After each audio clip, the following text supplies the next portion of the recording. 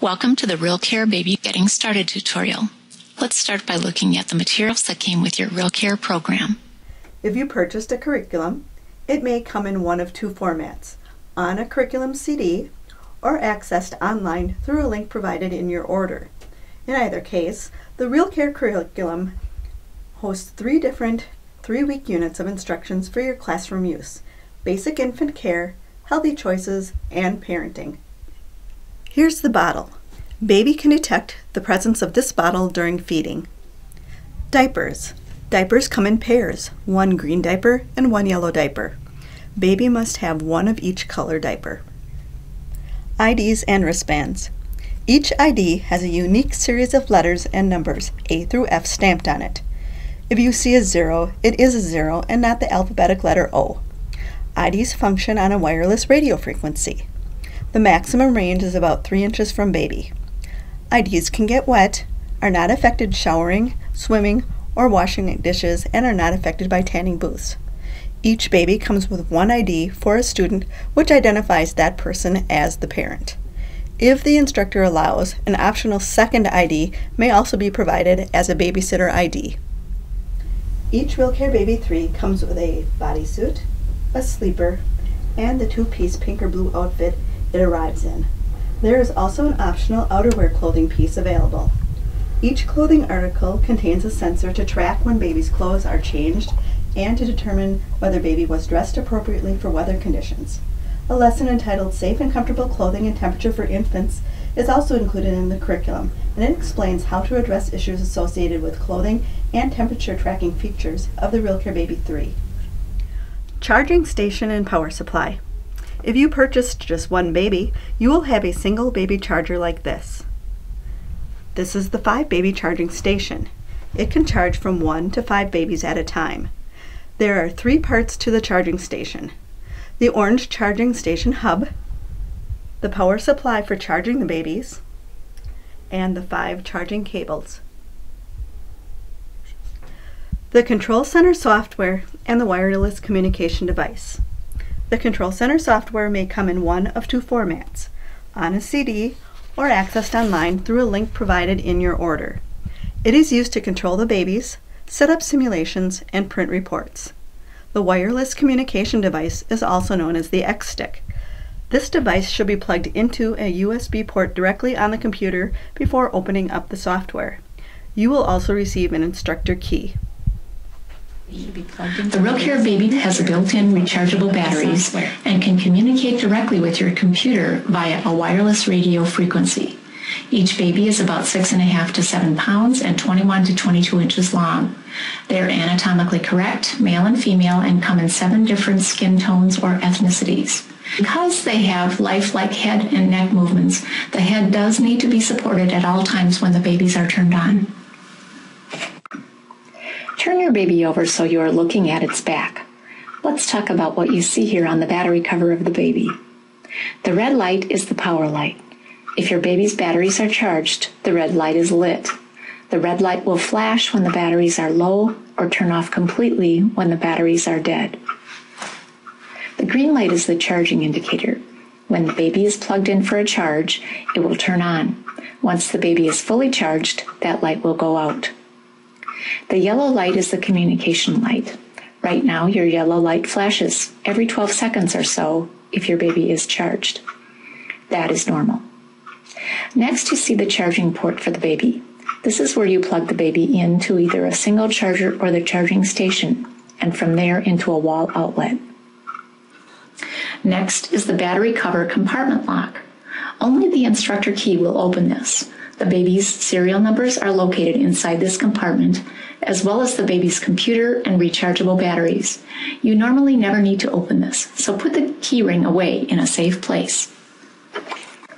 If you are using a single charger, plug it into the wall outlet and into the back of the baby.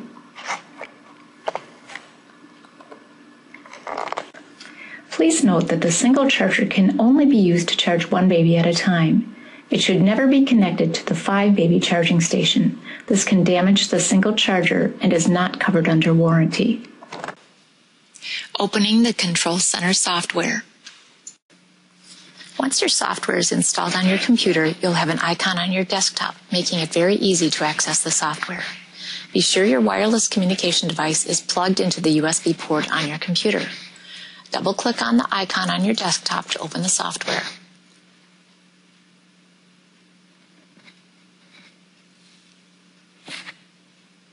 The All Babies screen will be the screen you see each time you open the software. This lists all of the babies that you have linked to your wireless communication device and your software. Notice that we do not have any babies added to the software yet. Adding babies to the software. On the left-hand side, above the pictures of babies, is the word Add. Click on this. It should bring up the Add Baby window. Lay baby on its stomach and pull its shirt up so you can see the lights on the back of the baby. Using an open paper clip or pen cap, push the recessed button and hold it down for 2 full chimes. Then release it. The yellow light on the back of the baby should come on and stay on solid. The red light may be on or may be flashing.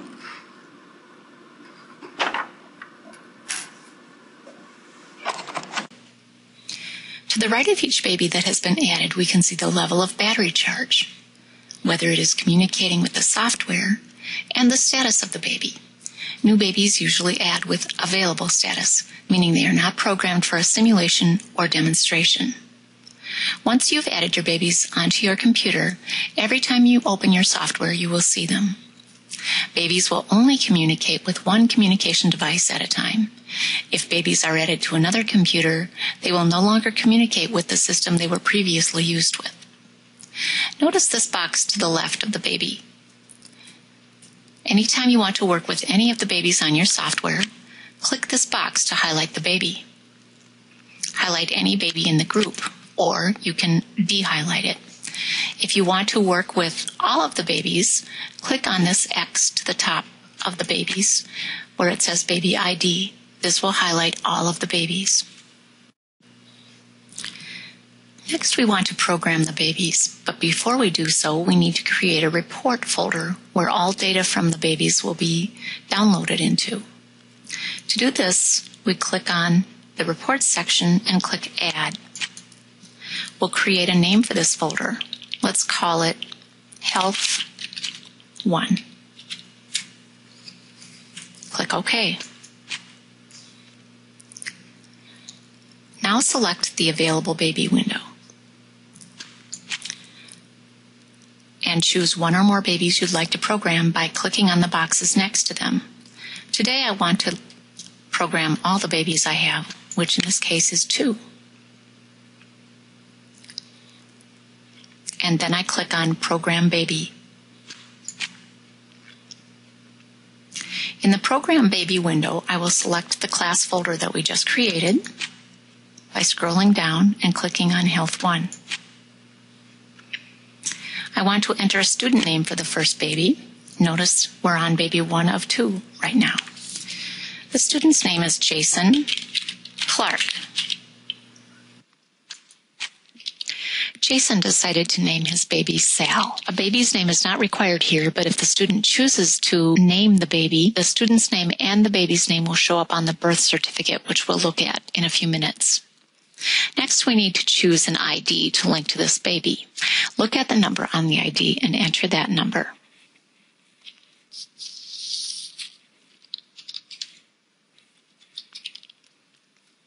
And click OK. If you choose to have a babysitting option for the students, you'll need to enter a second ID number.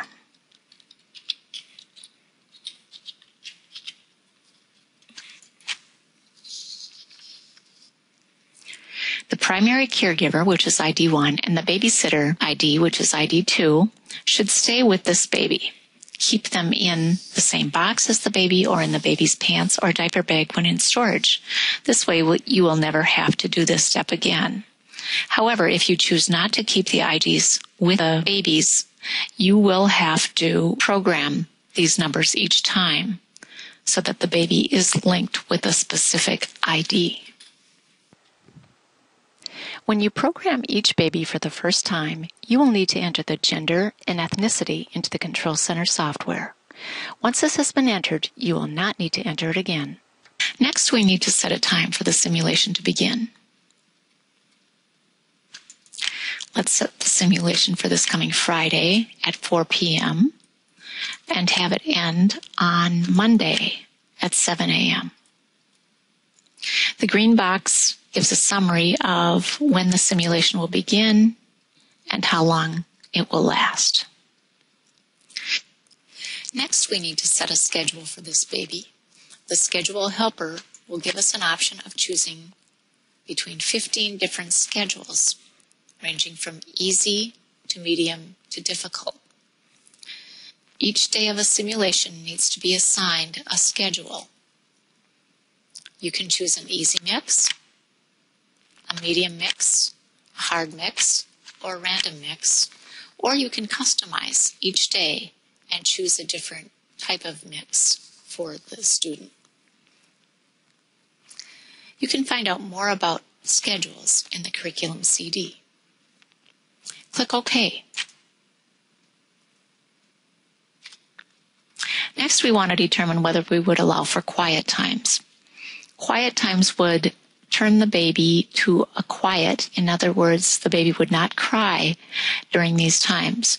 You have an option of setting 3 quiet times throughout the simulation.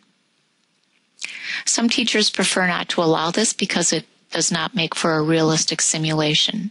But if there are specific times you know that the student will be working or has a specific situation that requires that the baby not be active, you can enter these. You can choose the day that it will happen and the time that that will begin and how long that quiet time will last. When you've finished, you can click Next, and we'll go to the next baby. The class folder and start and stop times are carried over from the previous baby, but you need to set up the other student blanks and the other IDs and choose a schedule for this baby.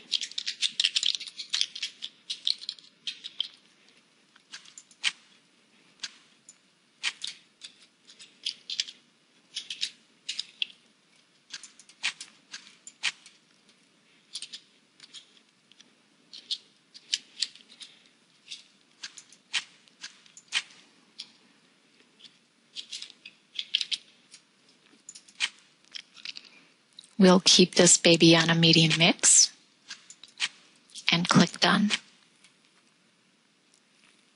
The summary screen appears and you're able to see exactly what you programmed. The start time, the stop time, the schedule mix, and the quiet hours, if any. Make sure there's a green check mark under Communication. Click Send to Babies, and the status should change to either active if the simulation starts immediately, or ready if the start time is in the future. Notice that the baby chimes, indicating that the baby received the information. Click on the green baby that says Active Babies, and here you can also verify the programmed information. When all babies have been programmed, they can be left alone until they are ready to send out. Remember that you'll want to ensure that they are fully charged before you send them home. You can charge babies up to a week before they are scheduled for a simulation. Here's the screen where you can also print the birth certificates. You click on this and click on the baby that you want to print the birth certificates for, and it will create a PDF and send it to your printer.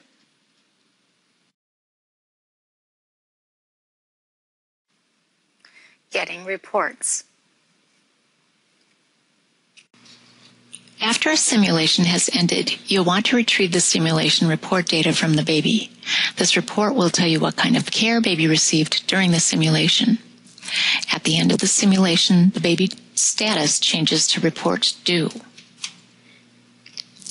Shortly after the baby comes in range of the wireless communication device, if it still has battery power, a green check mark displays in the communication column.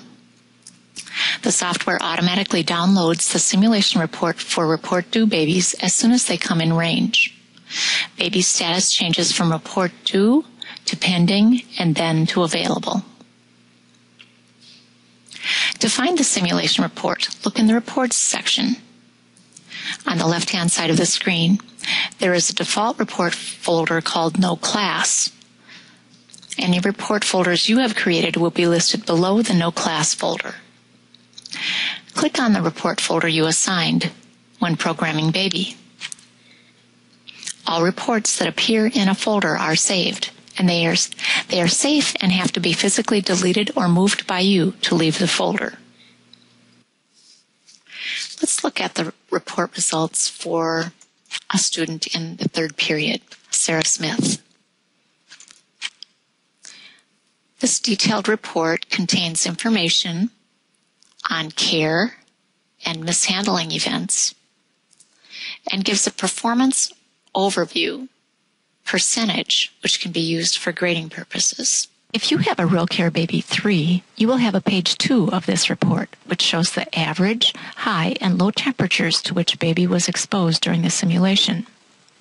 It also shows the clothing items that baby wore and for how long, and the amount of time baby spent in the car seat over the course of the simulation. To print reports, go to the report folder you want, click Print. It brings up the report you've highlighted, and then you can click Print again. There is a help guide available from anywhere within the Control Center software.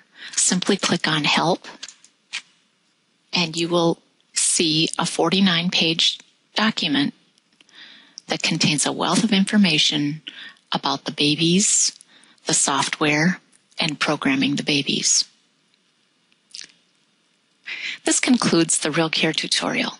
If you need further assistance, please contact RealityWorks Product Support at 715-830-2040 or 800-830-1416, or send an email to productsupport@realityworks.com. Thank you. If you have a RealCare Baby 3, you will have a page 2 of this report, which shows the average, high, and low temperatures to which baby was exposed during the simulation. It also shows the clothing items that baby wore and for how long, and the amount of time baby spent in the car seat over the course of the simulation.